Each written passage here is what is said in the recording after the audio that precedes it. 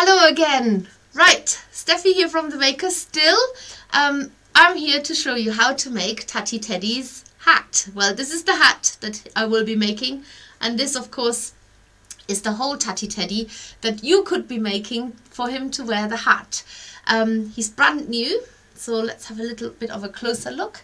There you can see him with his candy cane and his hat, which is fully removable, and that's the point of it really, is so that you can actually take his hat off during the warmer season so he doesn't get too hot. Right, I'm going to show you now how to do it, and for this I'm going to take out of the kit what I actually need to make the hat. So first of all, I do need my template here.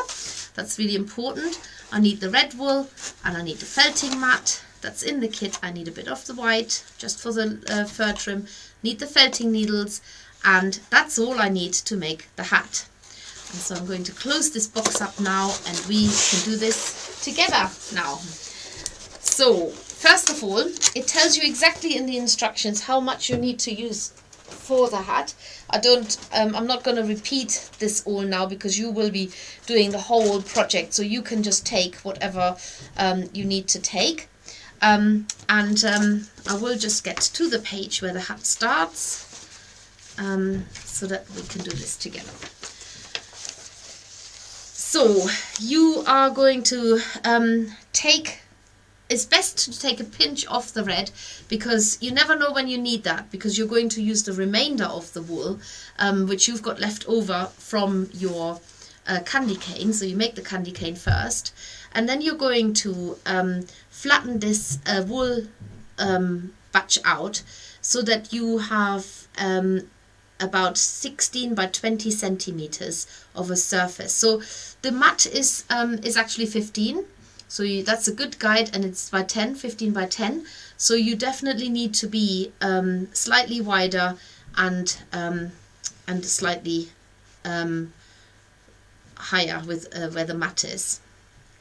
Now, because the mat, and this is actually quite useful even though you might not believe it right now, the mat is actually too small to make the hat all in one go on there. And the reason why that is a good thing is because what we don't want you to do is felt the hat permanently onto there, and then when it comes to lifting the shape off, you can't get it off the mat because you've solidly felted it onto it. So we are actually forcing you to lift off the shape, but you're starting by felting down a triangular line,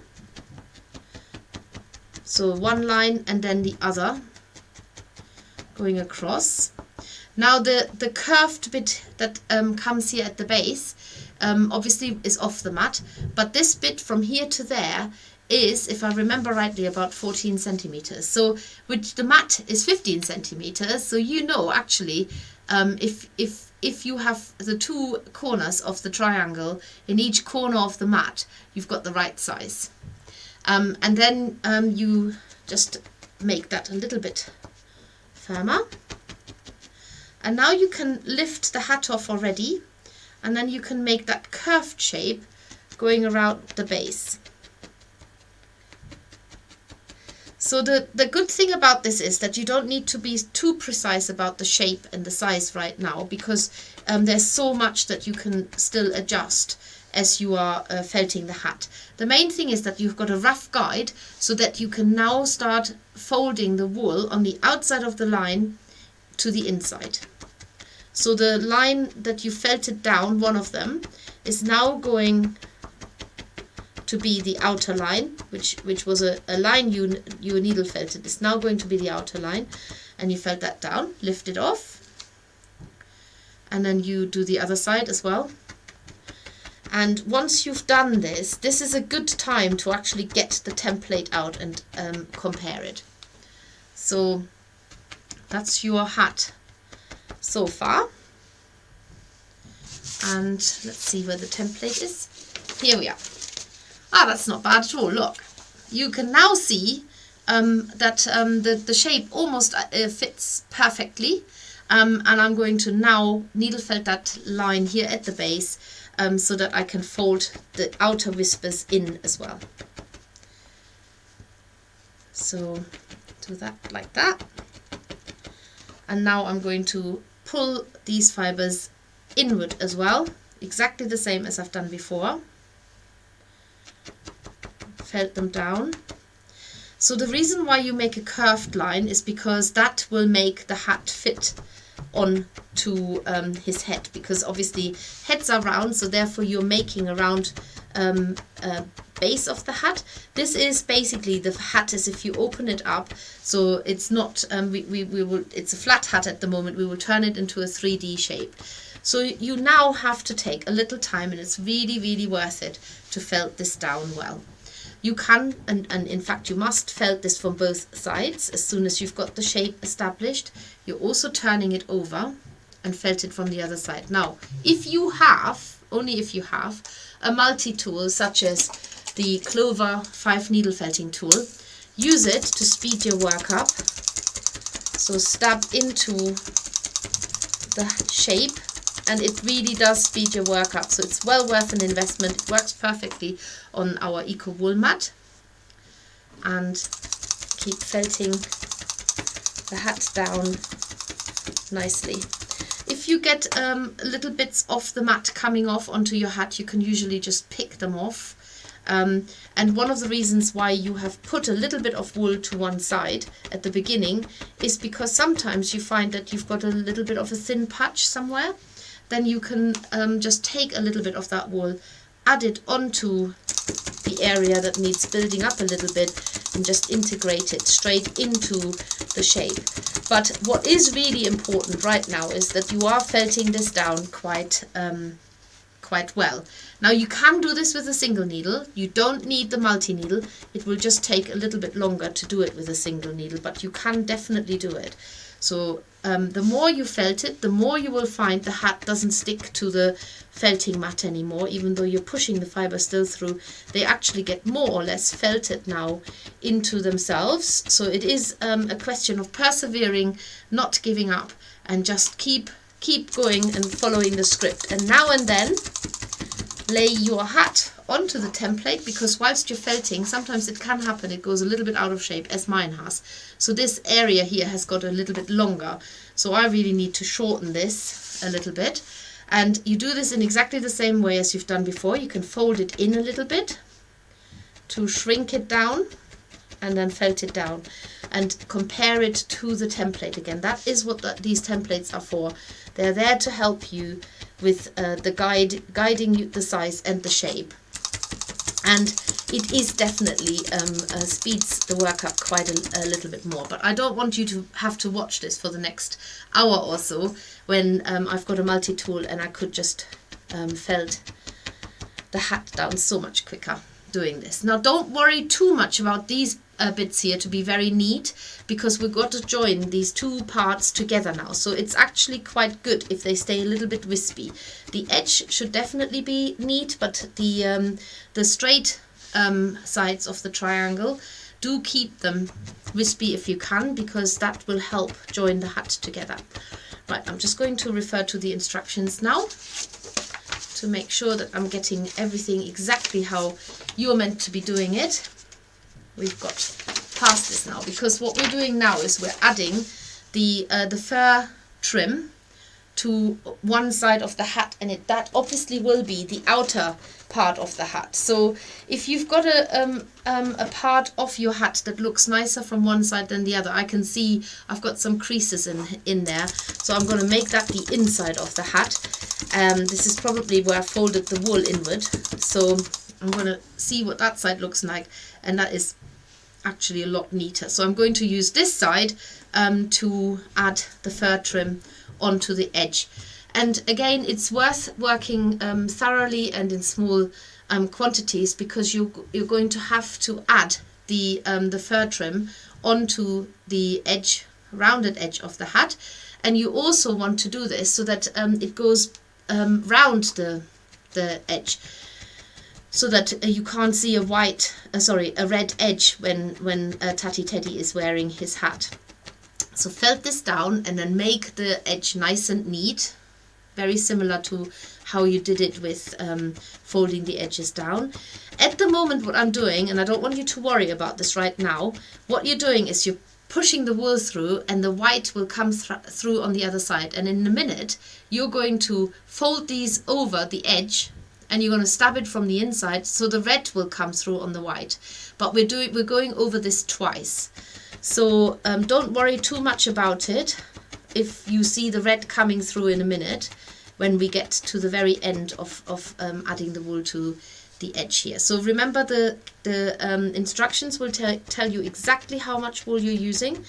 So as you will have done the candy cane, you should have the exact amount that you need to complete the hat if you stuck to the instructions. Fold this over, felt it down, but in a minute I am felting it from the wrong side, which might be a little bit disconcerting with a red coming through, but I fully expect that, and that's I show you how to put that right again as well. So get the this fur trim felted down, and then we can proceed to the next stage. Again, take your time. Don't rush it. Don't do what I'm doing right now, just speeding it up a little bit so that you don't have to be glued to the screen forever. And trying this side now. Oh, it's going to be so much fun putting the hat onto Tatty Teddy. I can just imagine you doing this, because it definitely completes him wonderfully once he's got his hat on, and his oversized little hat. I'm absolutely loving that. So as long as you stick to the measurements, you should be absolutely fine. A little bit more. So I'm working in small increments. With needle felting, it's always good. Less is always more. So apply little wool, felt it on, add more wool. That's basically the best advice that I can give you, rather than piling it all on, trying to felt it down.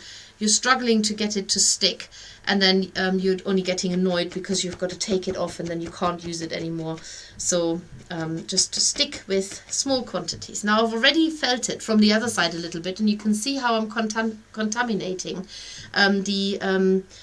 the other side, but I'm actually going to continue doing this from the wrong side now, because I want to make sure that the edge is covered well. But once I've done this, I'm going to go over the whole fur trim again with another layer of white. Now you don't need to use quite so much, because there's already white there. You're literally just covering up the red that might have come through from the other side. And so yes, so just make sure that you are now only felting from one side to get rid of any of the red that might have been pushed through.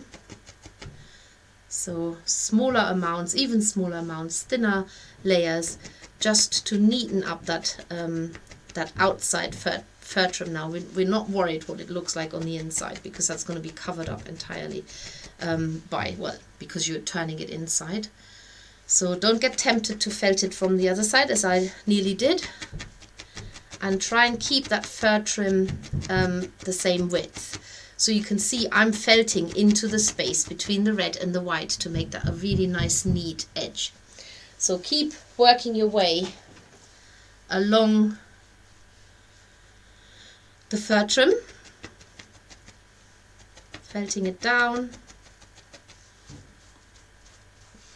felting into that edge, keeping it nice and neat, felting the edge down, but only from the right side. Don't get tempted to felt from the wrong side, and then repeat this until you have reached the other end of the rounded hat base. So felt it down. It is quite repetitive, but it is extremely therapeutic to stab the needle into wool. It makes a very satisfying crunch, crunch, crunch noise. The only thing you need to remember, but we do tell you that in the instructions, and if you're a needle felter already, you know that already, to stab the needle in and out in a straight line, and only use the needle for stabbing, rather than trying to place the wool or use the needle as a lever to adjust the shaping. Literally, the needle is for stabbing, and what I always say, the needle really loves being stabbed lightly. Imagine it's like a little sewing machine needle going up and down, rather than forcing it like this. The needle doesn't like that. There's a lot of pressure on that needle, so light little stabs, hold onto it comfortably so that you can go in and out quickly, like a little sewing machine needle, bobbing up and down. And needle felting is genuinely one of the easiest crafts to learn. If you are a little bit nervous about attempting Tatty Teddy, then why not make the candy cane and the hat first? Because it gives you the practice to needle felt, and the red is entirely for his accessories, and you need a little bit of white, but that is like the tiniest of white, so you can keep a little bit of wisp of a white to one side for when you make him. He only needs it like a little reflection point on his nose, and he needs a little bit to mix in with the black to make his stitches on the patches. But it's literally no more than this, so you need a tiny little bit. So my fur trim now looks nice and even, and it's lovely and white. It has pretty much the same width going all along. I've made that edge really neat where it meets the red, and I've got no red shining through anymore. So the next step that you're going to do is you're going to have to make this into a 3D hat, and therefore you're folding it together literally like this, so that now you can see it is a hat. Well, not yet, because we need to felt it together. So you start at the tip of the hat and felt about 3 millimeters or up to 5 millimeters away from the edge. So you're in effect, it's like you're sewing the hat up, but you're not using needle and thread. So there will be a seam happening. So felt into the edge of the hat like this, and then do this from the other side as well, just for good measure. And what you can start doing is felt ever so slightly towards the hat as well. So rather than just felting into the mat, and then do this from the other side as well. So you're in effect, you're tucking away the seam as you're going with the needle into the hat. So you're felting the seam into the hat so that you don't have like a little flattened seam sticking out. And you can keep doing that from one side to the other. I haven't gone to the fur bit yet because that is done in a slightly different way, and I'll show you that in a minute. The test is whether the seam is closed, but if you can put your fingers in there and you don't have it showing. So you can see the seam is closed now, and you can even make that seam a little bit more invisible by stabbing into it, but mind your fingers inside the hat so you don't stab into your fingers. You don't want to felt the seam onto the hat, so you're actually in effect you're stabbing into thin air right now. But you can definitely neaten up that a little bit. So when it comes to joining the seam, then you're going to close the sides here as well. So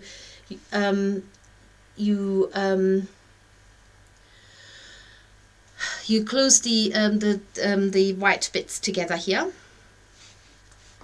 Now you can do it like this. Pop your corner of the felting mat inside your hat and just felt that down. So that way you actually get to felt the two parts, the white and the red, really close together by just going in straight away like that. Now what will happen is, and what might happen is, that where the seam is, you have a bit of an untidy edge, and that is when you need just a little bit more white. Pop that on there. Again, pop your hat onto the edge of your felting mat and just tidy it up. Now it can also be that the red looks a little bit untidy, so therefore you can take a little bit more red and repeat the same thing with the red. Now we're going to put the seam at the back of Tatty's head, like you would do with your own clothes. You have the seam at the back, the hat at the back. but you can still tidy this up a little bit. So add a little bit of red wool over the base where it meets the white, and just felt it down, and that will completely take care now of anything that looks a little bit uneven. There you go. There's your little hat, almost complete, nearly done. And we just need to do the little pom-pom on the top, little bobble. And we need to see if it fits Tatty Teddy. But this is quite a sturdy hat now. I wouldn't pull it too hard, but it does definitely look like a hat. There you go. That's the seam. Where's the seam? I can't even see it. There. That's the seam, and that's the front. And inside it looks like this, like a cozy little hat. I wish I could wear it, but it's too small for me. So next, what you're going to do is you are going to fit it on Tatty Teddy, because you want to see if it actually fits. So let's have a look. There's Tatty Teddy. Let's put it on him. Oh, look, it's perfect. Love it. So it is meant to be slightly too big, but if you find it is too big, then you can still felt this part in a little bit. So, and the way to do this, I show you that too. You can, you basically just have to stab this part a little bit together. So remember, wherever you stab your needle is where the reduction takes place. So you can actually felt the hat from that direction to make it a little bit smaller.